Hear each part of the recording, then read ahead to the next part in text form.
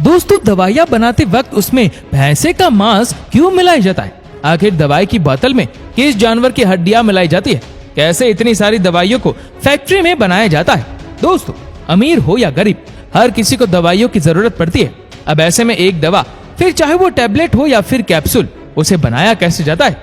अब जो tablets market में बेची जाती है, क्या सच में उन्हें भैंस की हड्डियों से बनाया जाता है? सब कुछ आज की इस वीडियो में आपको जानने को मिलेगा। आप बस वीडियो के आखिर तक हमारे साथ जुड़े रहिए।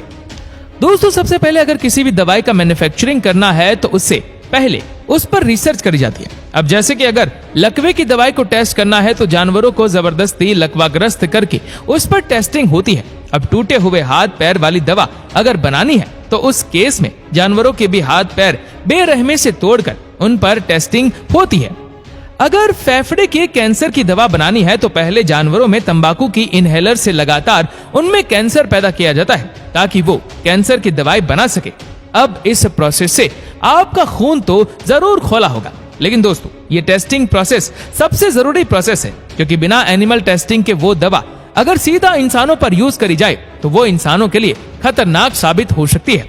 अब आइए टैबलेट बनाने का प्रोसेस अच्छे से समझ लेते हैं। रिसर्च करने के बाद जो फार्मूला तैयार किया गया है उसे बाइंडिंग एजेंट के साथ अच्छे से मिक्स किया जाता है।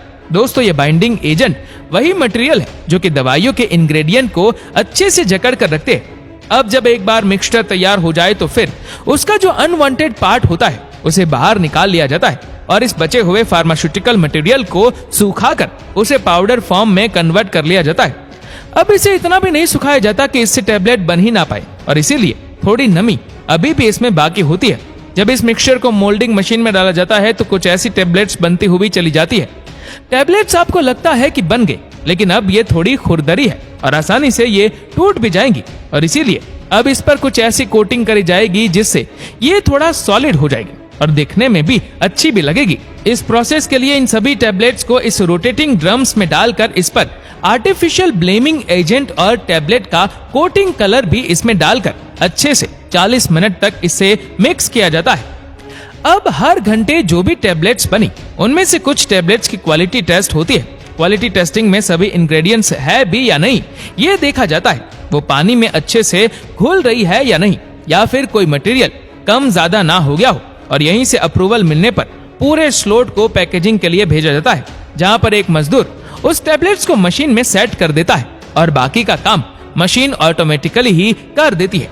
इसके अलावा अब आइए दोस्तों एक ऐसी बात आपको बताते हैं जो आपके पूरी जिंदगी काम आएगी।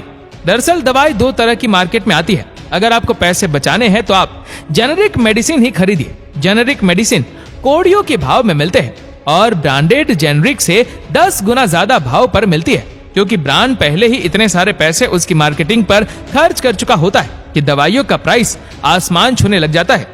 आप कई ब्रांडेड कंपनीज डॉक्टर्स को लालच देती है कि वो मरीजों को ब्रांडेड दवाइयां ही पर्ची पर लिख कर दे। इस मामले में कम जानकारी और डॉक्टरों की खराब हैंडराइटिंग मरीजों को कोई सवाल पूछने का मौका ही नहीं देती, जिससे कि मरीजों को जबरदस्ती महंगी दवाइयां खरीदनी पड़ती है। लेकिन दोस्तों ये दोनों दवाइयां काम एकदम बराबर करती है, बाकी चॉइस आपकी अपनी है। वैसे दोस्तों दवाइयां बनाने के लिए एनिमल टेस्टिंग पर आपकी क्या राय है?